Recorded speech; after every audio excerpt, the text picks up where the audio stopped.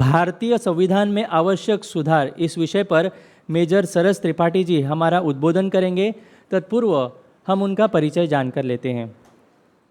Major सरस त्रिपाठी जी ने संघ लोक सेवा आयोग अर्थात यूपीएससी एवं संयुक्त रक्षा सेवा सीडीएस से परीक्षा उत्तीर्ण की है। वर्ष 1992 से 1999 तक यानी 1992 से 1999 तक सेनाधिकारी कमीशन्ड ऑफिसर के रूप में आपने सेवा की है। साथ ही कश्मीर घाटी में आतंकवाद उन्मूलन अभियान, अमृतसर में अंतर्राष्ट्रीय सीमा रेखा तथा नियंत्रण रेखा पर उरी सेक्टर जम्मू और कश्मीर में भी उन्होंने राष्ट्र की सेवा की है। आपने Holi Sinners search of Kashmir यह अंग्रेज़ी तथा कश्मीर में आतंकवाद आंखों देखा सच यह हिंदी ग्रंथ का लेखन किया है। इसके साथ आपने साइलेंट कॉन्स्टिट्यूशन डेंजरस कॉन्सिक्वेंस इन ग्रंथों का अंग्रेज़ी तथा हिंदी भाषा में लेखन किया है। मैं मेजर सरस त्रिपाठी जी से विनती करता हूं कि वे हमें भारतीय संविधान में आवश्यक सुधार इस विषय पर मार्गदर्शन करें। वर्णानाम अर्थसंघानाम रसानाम छंदसामपि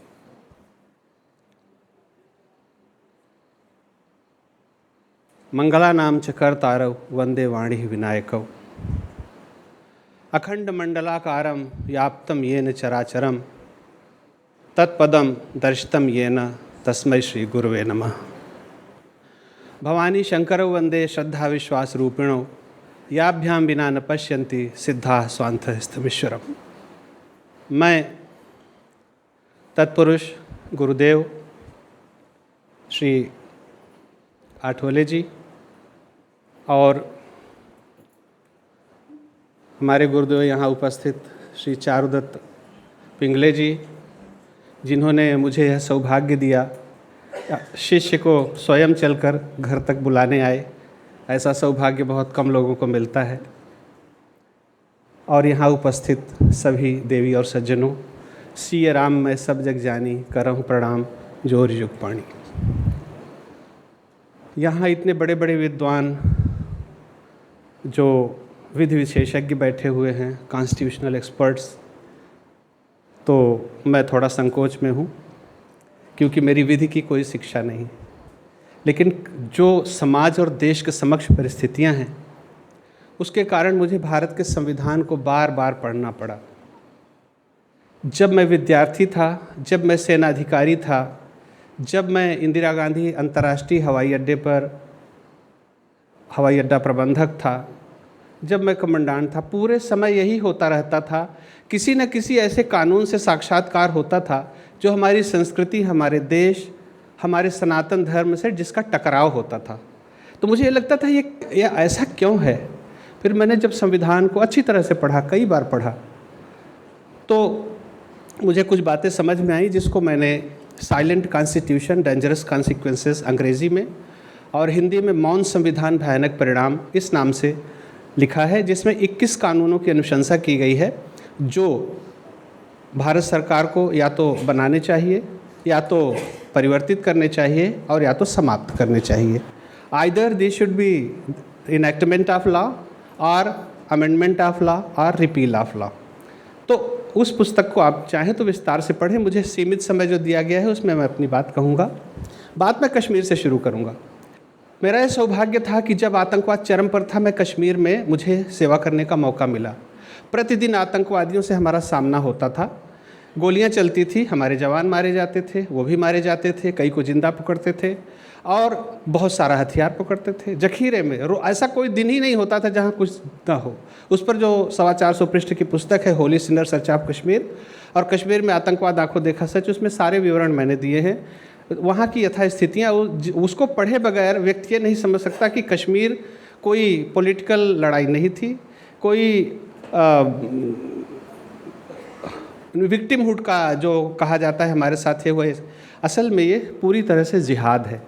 मैंने एक आतंकवादी का इंटरोगेशन किया, बहुतों का किया, सैकड़ों का किया। एक का सैंपल इंटरोगेशन मैंने लिखा है और ब्रीफ में उसको बताता हूँ, फिर आगे बढ़ता हूँ।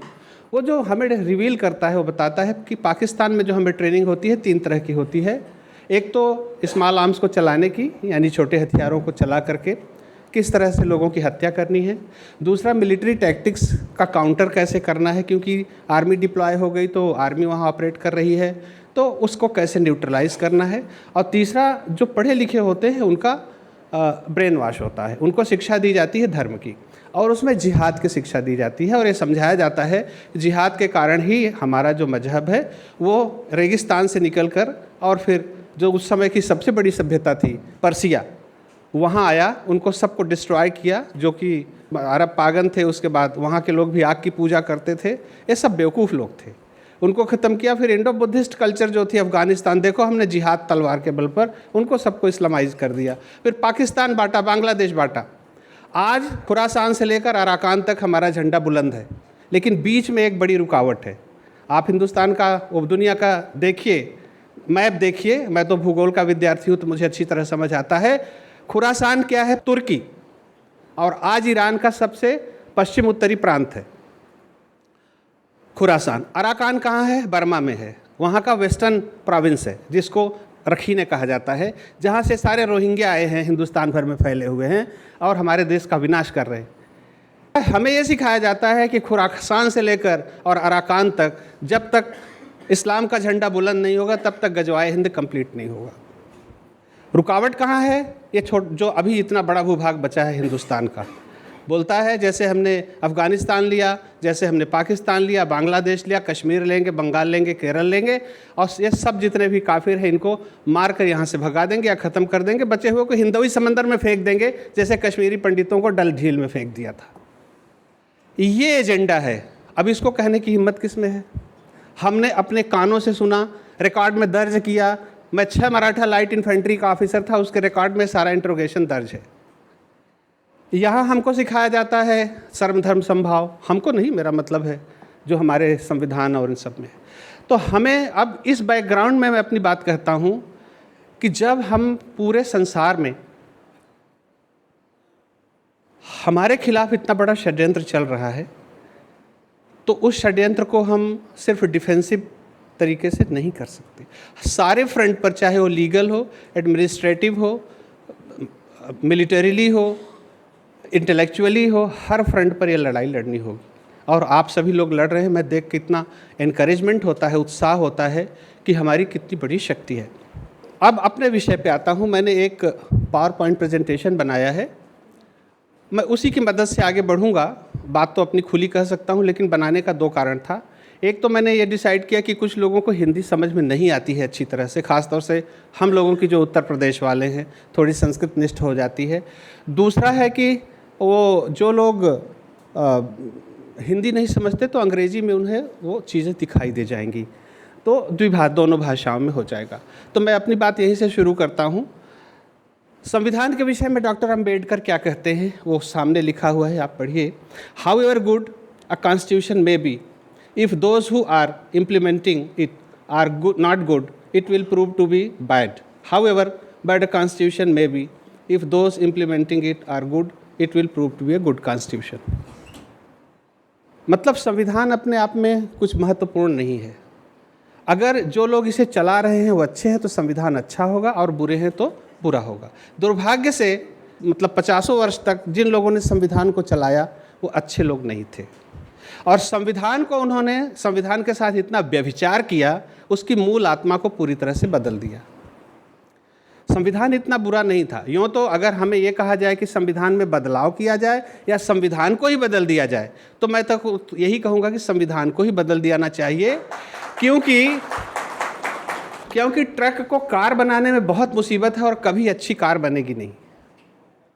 अगर हमें अच्छी कार बनानी है तो उसका मैन्युफैक्चर एकदम शुरू से बनाना पड़ेगा। यहाँ इंजीनियर हैं, सब जानते हैं, वो चेंज होकर के कोई भी चीज़ अच्छी कभी बनती नहीं है। तो अगर हमें अधिकार मिलेगा, समय मिलेगा, तो हम इस पूरे संविधान को बदलेंगे। और क्यों, मैं आगे बताता हूँ। उसका कारण ये है कि ये संविधान हमारे देश की आत्मा के ही विरुद्ध है। कहीं से भी उठा के देख लीजिए। एक उदाहरण देता हूँ। हमारे संविधान में सबसे अधिक जोर फंडामेंटल राइट्स पे है। आर्टिकल 13 या 14 से शुरू होकर 36 तक एक या दूसरे रूप में चल रहा है, 21 तक तो इंडिविजुअल राइट्स ही हैं। अब फंडामेंटल ड्यूटीज ओरिजिनल कॉन्स्टिट्यूशन में कहीं नहीं है। ओरिजिनल कॉन्स्टिट्यूशन की बात कर रहा हूँ, please don't contradict me by telling that article 51A has the provision of duties. नहीं, मैं बात कर रहा हूँ ओरिजिनल कॉन्स्टिट्यूशन, ड्यूटी का कोई नाम नहीं। अब हमारे शास्त्रों की ओर आइए, किसी शास्त्र में लिखा है क्या तुम्हारे अधिकार क्या है? सब जगह यही लिखा है तुम्हारे कर्तव्य क्या है। सब जगह लिखा है, रामायण में लिखा है, महाभारत में लिखा है, वेदों में जाइए, ये कहा जाता है प्रकृति के प्रति, ईश्वर के प्रति, माँ पिता के प्रति, समाज के प्रति, देश के प्रति हमारा कर्तव्य क्या है। संत लोग यहाँ बैठे हुए हैं, ये मुझसे बहुत अच्छी तरह जानते हैं। हमने अधिकार की बात कभी नहीं की। ये जो अधिकार की बात हो रही है, असल में सारे मुश्किलों की जड़ ये है। हमें अधिकार है, हम देश को गाली दे सकते हैं, हमें अधिकार है, हम बोल सकते हैं भारत तेरे टुकड़े होंगे। सुप्रीम कोर्ट बैठा हुआ है, बोलता है हम उसके संरक्षक हैं संविधान के। हाँ, बोलने में कोई बुराई नहीं। अरे कबीर दास जी ने बताया, हमारे ज्ञानी मुनि संत सब बताते हैं कि जो मन में होता है वही वाणी में आता है, जो वाणी में होता है वही कर्म में आता है। तीनों इंटीग्रेटेड हैं, इनकी सत्ता अलग नहीं है। तो जब तुम वाणी से कह रहे हो भारत तेरे टुकड़े होंगे, इसका मतलब मन में था और वो कर्म में परिवर्तित होगा। तो ये अपराध कैसे नहीं है? तो इस तरह के लोग, इस तरह का संविधान बना है, वो संरक्षक बन के बोलते हैं हाँ तुम गाली दे सकते हो, तुम बोल सकते हो, कुछ भी बोल सकते हो। बोलने से कुछ नहीं होता जब तक आप करते नहीं। तो कर्तव्यों की इतनी, अधिकारों की इतनी लंबी बात कर्तव्यों की है नहीं। और जो लोग जानते हैं प्रकृति का नियम है बैलेंस, जहाँ बैलेंस नहीं होगा वो चीज़ कभी नहीं चलेगी। इसीलिए बैलेंस शीट बनती है, इतना आय इतना व्यय, इतना आया तो इतना गया। प्रकृति में पूरा बैलेंस है। जब संविधान में बैलेंस ही नहीं है, यहाँ कहीं फंडामेंटल ड्यूटीज़ की बात ही नहीं, सबके अधिकार हैं, कर्तव्य कुछ है ही नहीं, लोग वोट देने भी नहीं जाते। फिर 1976 में इंदिरा गांधी ने इमरजेंसी के समय उन्होंने सोचा होगा कि लोगों को कैसे फंसाना है, तो चलो फंडामेंटल ड्यूटीज़ डाल देते हैं। तो उन्होंने 10 फंडामेंटल ड्यूटीज़ डाल दी। If I am wrong I should be corrected. Fundamental duties डाल दिया उन्होंने। वाजपेयी जी आए तो एक फंडामेंटल ड्यूटी उन्होंने और डाल दी। और मैंने जब अपनी पुस्तक लिखी तो मैंने भी एक फंडामेंटल ड्यूटी डाल दी। अब इस समय 11 फंडामेंटल ड्यूटीज़ हैं, एक इंतज़ार कर रही है उसमें घुसने की। पता नहीं जाएगा कि नहीं, उसके पहले कहीं संविधान ही न बदल जाए। तो लेकिन अंतर क्या है? अंतर यह है कि fundamental rights are enforceable by the court of law, लेकिन फंडामेंटल ड्यूटीज़ किसी भी कोर्ट से एनफोर्सेबल नहीं। उनका क्या मतलब है? They are as good as directive principle in the constitution. और डेकोरेशन है सज धज के, यानी जिसको कहते हैं लाख का बना हुआ हाथी या शेर, आप बस उसे देख लीजिए, वो कुछ करता नहीं है। तो जब तक फंडामेंटल ड्यूटीज़ नहीं होंगी हमारे संविधान में, तो ये अनाचार, अत्याचार और व्यभिचार चलता रहेगा। इसलिए फंडामेंटल ड्यूटीज़ होनी चाहिए। मैंने जिस फंडामेंटल ड्यूटी की बात की है वो ये है कि अगर ये लोकतंत्र है तो हर नागरिक का ये फ़र्ज़ है कि वह जा कर के अपने मताधिकार का प्रयोग करे। उसके अलावा इस संविधान में हिंदुओं के साथ बहुत भेदभाव है। बड़े अचरज की बात है, ओरिजिनल वही मैंने कहा कि संविधान के साथ कितना व्यभिचार हुआ। मूल संविधान में माइनॉरिटी नाम की कोई चीज़ नहीं है। माइनॉरिटीज़ कमीशन बन गया 1992 में, इफ़ आई एम राइट, याद है अगर मुझे ठीक से, सरकारों ने बना दिया। उसमें एक हिंदू नहीं होता। और माइनॉरिटीज़ कमीशन बन गया, उसमें सब माइनॉरिटीज़ होते हैं। और उसके अलावा हमारे जो सगे भाई थे, जो हमारे इंटीग्रल पार्ट थे, उनको काट करके बोल दिया गया माइनॉरिटी। कौन? सिख, जैन, बौद्ध, ये अलग कम्युनिटी है कहीं से, जिन्होंने हमारे साथ अपना खून बहाया इस संस्कृति के लिए, बचाने के लिए, वो अलग हो गए, माइनॉरिटी हो गए। So this constitution is divisive, ये बांटता है हमको। और ये माइनॉरिटिज़म यानी अल्पसंख्यावाद को बढ़ावा देता है। कैसे?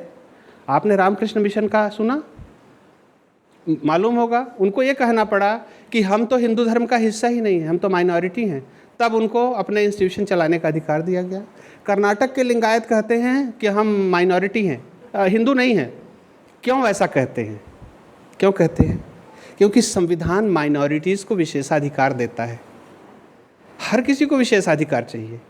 मैंने तो कई एकाध कायस्थ संगठनों से सुना, कुछ ब्राह्मण संगठनों से सुना, कुछ क्षत्रिय संगठनों से सुना, यार हम माइनॉरिटी ही हो जाते हैं। उसका क्या फ़ायदा होगा, अपने इंस्टीट्यूशन तो चला सकेंगे। केरल के एक नायर साहब थे, मैं जब एयरपोर्ट मैनेजर था तो आए, बोले रोज़ इतने मिनिस्टर आते हैं, इतने गवर्नर आते जाते हैं, आपका परिचय है, मेरे बच्चे का एडमिशन करा दीजिए। कहाँ? सेंट स्टीफेंस कॉलेज में। मैंने क्या प्रॉब्लम है?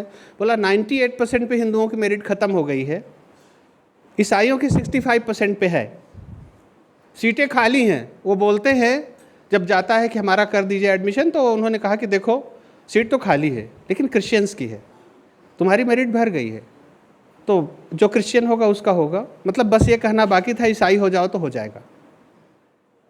तो ये इनकरेज कैसे कर रहे हैं? ये संविधान हमारे समाज के लिए दीमक का काम करता है।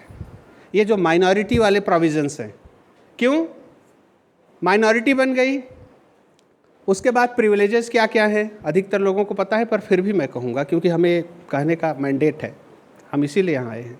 50% सीटें जितने भी माइनॉरिटी इंस्टीट्यूशंस हैं उनमें उस माइनॉरिटी के लिए रिजर्व होती हैं।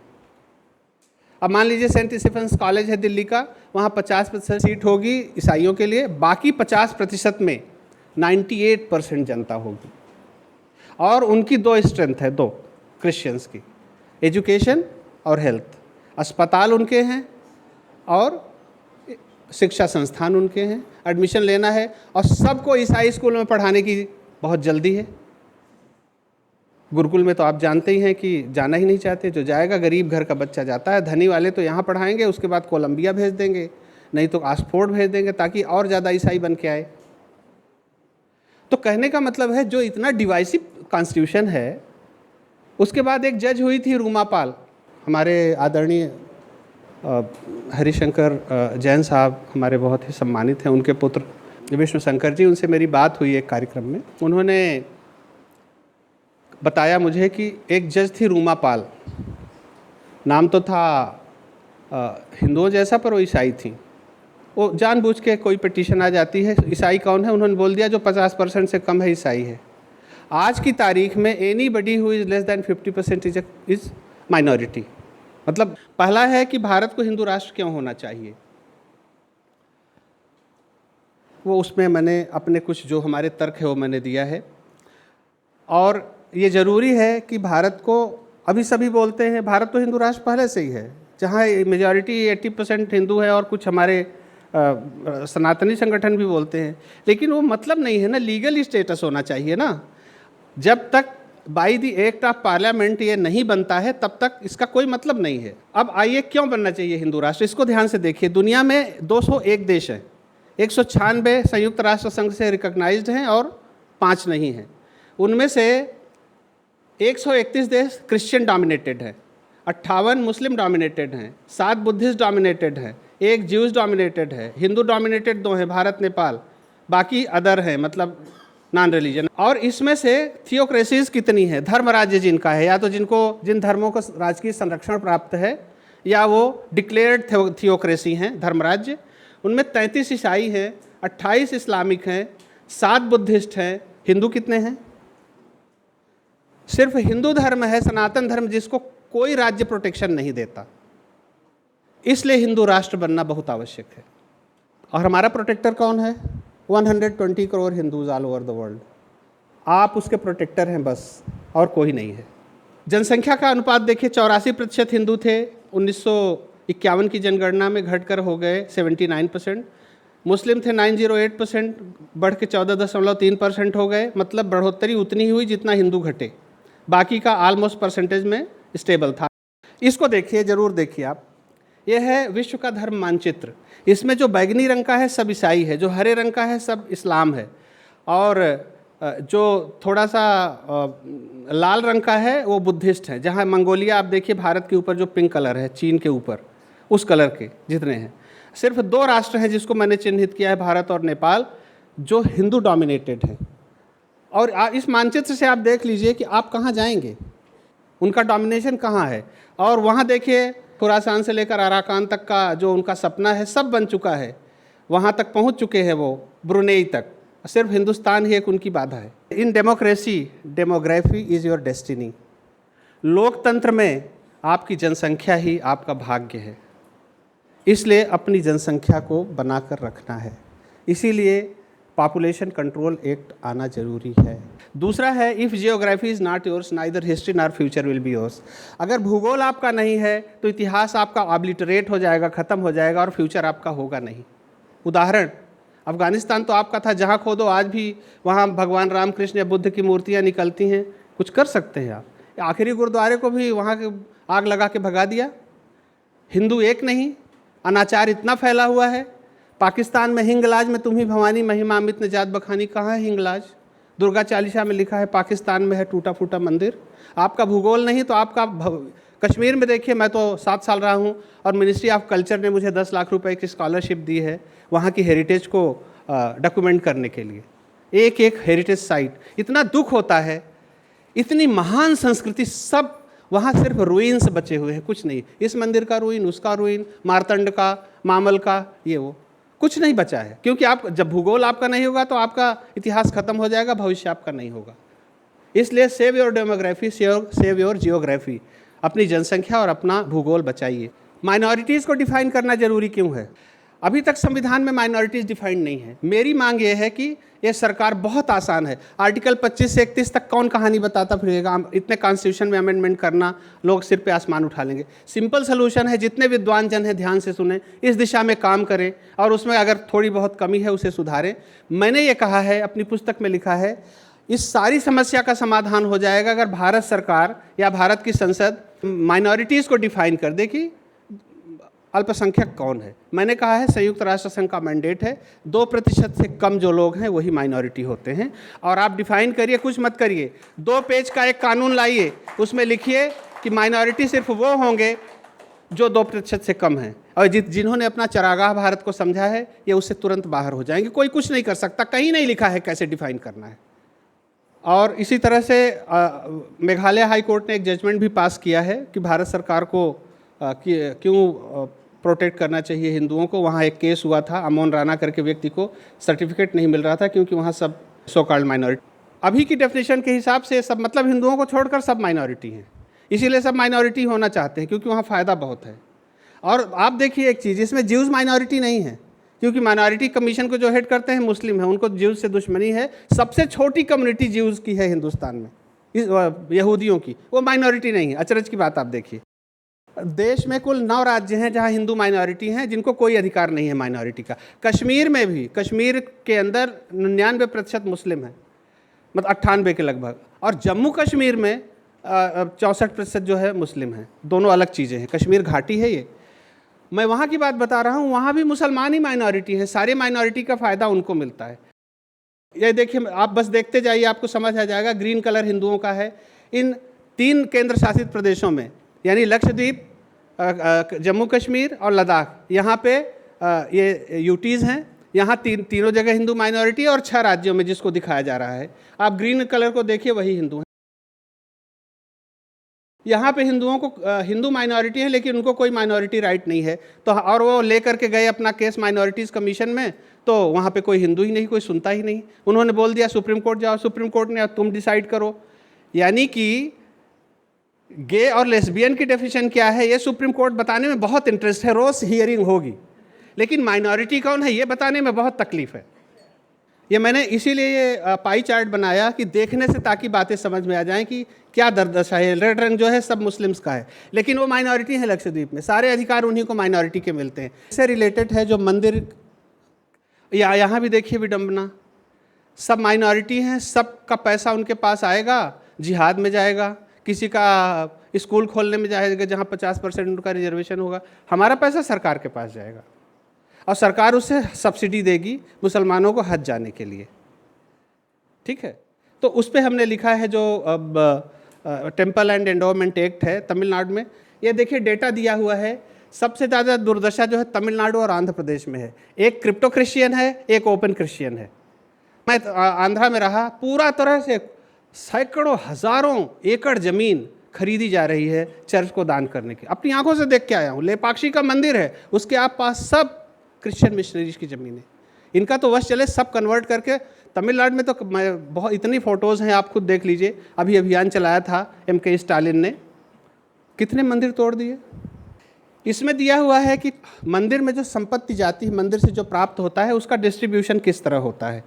आप देख लीजिए, इसमें मंदिरों के उद्धार के लिए एक पैसे का खर्च नहीं है कहीं।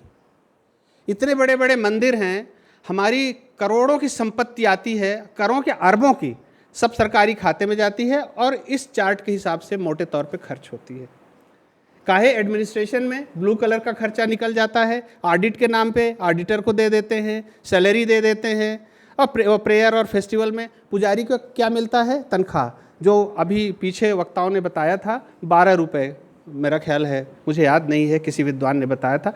इतनी दुर्दशा है, पुजारी को नौकर की तरह रखा जाता है, उसको सैलरी मिलेगी 20,000 ऑनरेरियम दिल्ली में मिलेगा, किसको, मौलवी को, लेकिन पुजारी को नहीं मिलेगा। ये सनातन देश है या हम खुद ही हमने सब उनको खोल दिया है, पास्चर है, घास का मैदान, जिसको मर्जी हो आके चरो। इसलिए बहुत ज़रूरी है कि हिंदू राष्ट्र बने। बहुत बहुत धन्यवाद। Thank you so much.